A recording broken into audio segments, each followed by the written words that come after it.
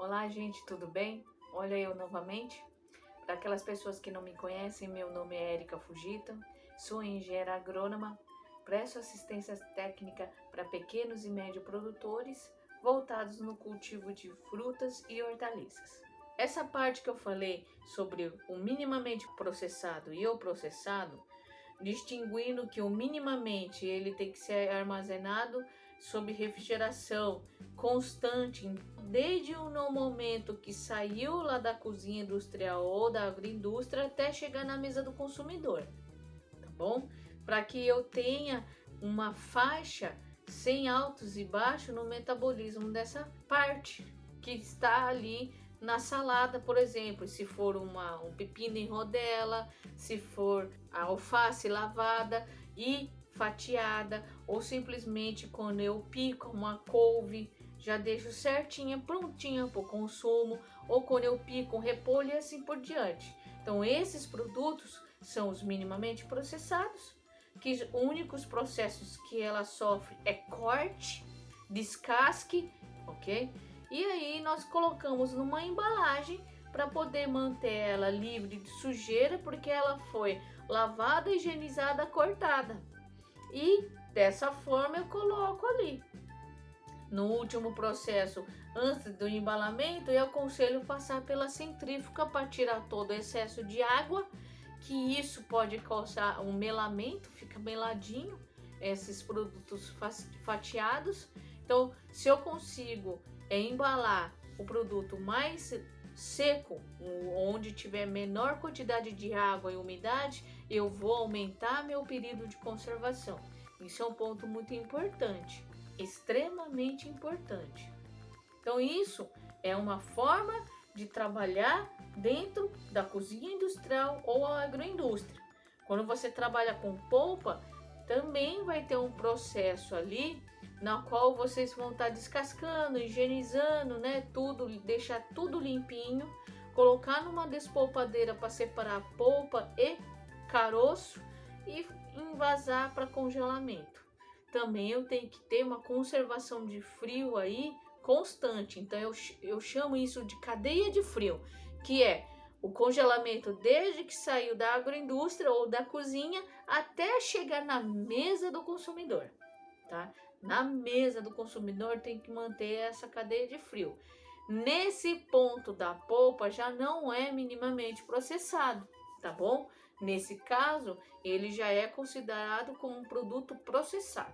Outro tipo de agroindústria são as conservas, que são o quê? Essas conservas podem ser picles, compotas de frutas. O picles geralmente são os legumes, que nem, por exemplo, o pepino, a cenoura, tem alguns ingredientes que no caso pode ser a couve-flor. Existe picles de conserva salgada, nesse caso, de beterraba, conserva salgada de couve-flor separadinho, que eu já vi, de jiló, que fica muito gostoso, até dá uma diminuída naquele amarguinho que o jiló tem.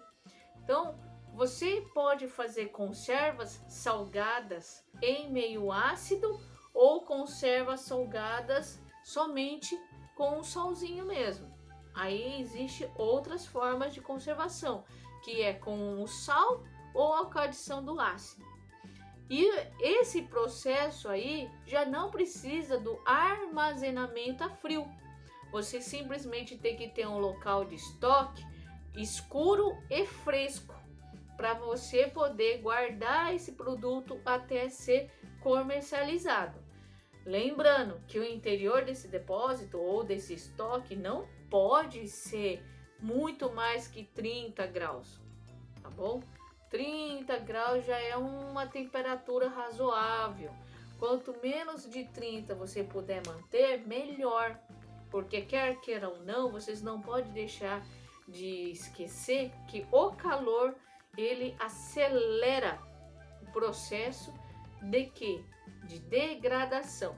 Ou seja, ele vai diminuir o tempo de prateleira ou a validade desse produto. Então, a conserva salgada ou a conserva ácida pode ser trabalhada com vários tipos de legumes.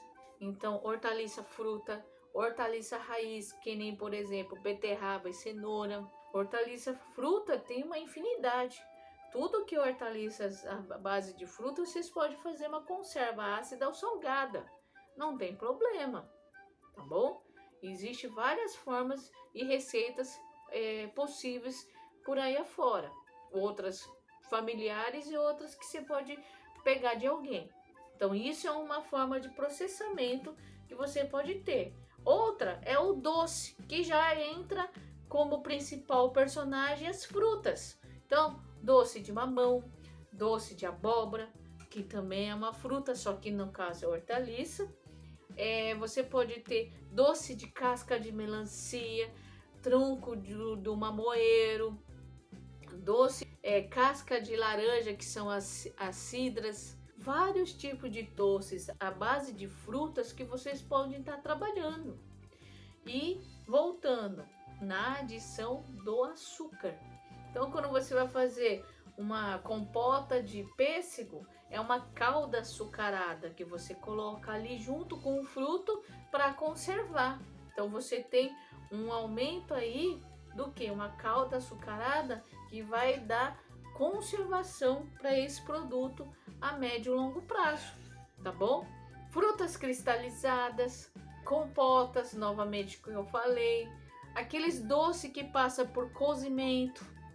Então você vai fazer uma geleia, também é uma forma de conservação. Vocês vão fazer os doces que tradicionalmente são colocados em vidros, é muito comum, tem inúmeras receitas nacionais e típicas de algumas regiões que é muito tradicional e vocês podem até aperfeiçoar para dar uma identidade no seu processo, no seu produto. Tem doces cremosos que pode ser feita com banana, então a bananada de colher que nós chamamos. Pode fazer o doce de abóbora de colher, que é aquela mais cremosa. E assim por diante, tem uma infinidade de produtos de origem vegetal que nós podemos trabalhar. Por isso que eu estou falando, qual que é o ramo?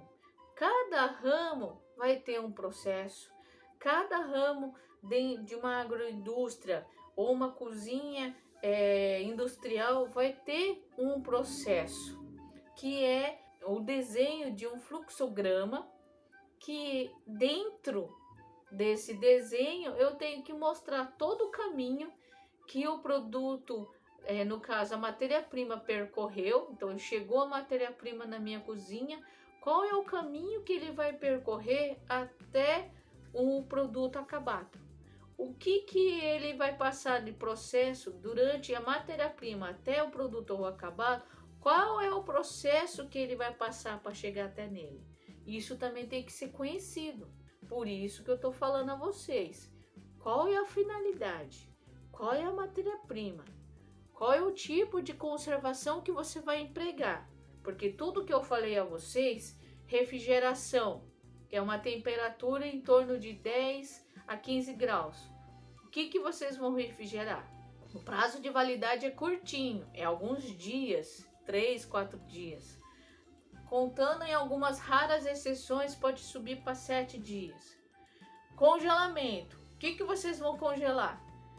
Legumes pré-cozidos, por exemplo, polpa de fruta. Tem vários produtos que vocês podem estar congelando para quando chegar lá na dona de casa, ela tá pré-preparado. Não pronto especificamente, mas pré-preparado. Ou seja, já começou um preparo lá na agroindústria ou na cozinha e aqui eu vou terminar.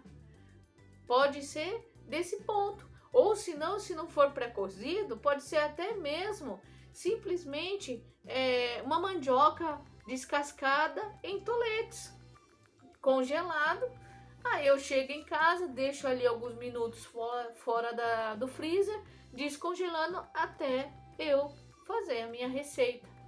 Outro, qual que vai ser a forma de conservação num processado? Eu vou fazer a conservação salgada, em salmoura ácida, ou só salmoura ou só ácido. Aí nesse caso vou trabalhar só com legumes, hortaliças. Tem algumas pessoas que acabam fazendo conserva salgada de frutas. É que o brasileiro hoje tem umas receitas bem regionais, então que não é todo mundo que acaba conhecendo. E são deliciosas. Que nem, por exemplo, uma fruta que eu piquei, tem a conserva ácida ou salgada, como também já vi em algumas exceções, ela doce. Não é comum? Não é. Vai depender do gosto da pessoa e daquela população. Mas também existe, por exemplo, frutas que também pode ser colocado em conserva salgada, no caso salmoura. Por que não? Vai depender muito do gosto. Vocês não tem gente que come manga verde com sal? Entendeu? Então já vi gente que já juntou esse útil ao agradável e fez uma conserva de manga. O japonês faz conserva salgada com melão ou até outro tipo de fruto, só que verde, não maduro. Vai depender do que for a receita regional que vocês forem utilizar. Por isso que a agroindústria tem que ter um propósito, tem que ter um início, que é a matéria-prima, um propósito, que é a minha receita, e o meu objetivo, que é atingir o quê? O consumidor que vai adquirir. Meu propósito é preparar essa receita, eu quero vender para alguém. Então isso eu tenho que ter bem planejado, porque nesse processo de transformar minha matéria-prima numa receita, eu não posso deixar faltar a matéria-prima, porque se meu consumidor gostar, ele vai querer constantemente. Então eu tenho que ter uma forma de sempre fornecer esse produto, sem que haja falta dele no mercado. Então isso é fidelizar o meu cliente, porque eu cativei ele com o sabor. Hoje em dia o sabor é tudo, porque você consegue ter uma memória afetiva de um passado não tão distante, da sua infância, da sua adolescência, do seu início da vida adulta e assim por diante. Lembrando um pai, uma mãe, uma avó, um bisavô e assim vai. Então essas são características de sabor. Por isso que vocês têm que saber onde querem chegar antes de pensar efetivamente no que vai ter na cozinha industrial ou na agroindústria. Então eu agradeço imensamente você que ficou até agora assistindo meu vídeo e vamos conversando para outros assuntos. Lembrando, não deixa de se inscrever no meu YouTube, no meu canal do YouTube. Não deixa de curtir minha página na rede social, no Facebook ou Instagram. Certo, gente? E até o próximo vídeo. Até mais e muito obrigada!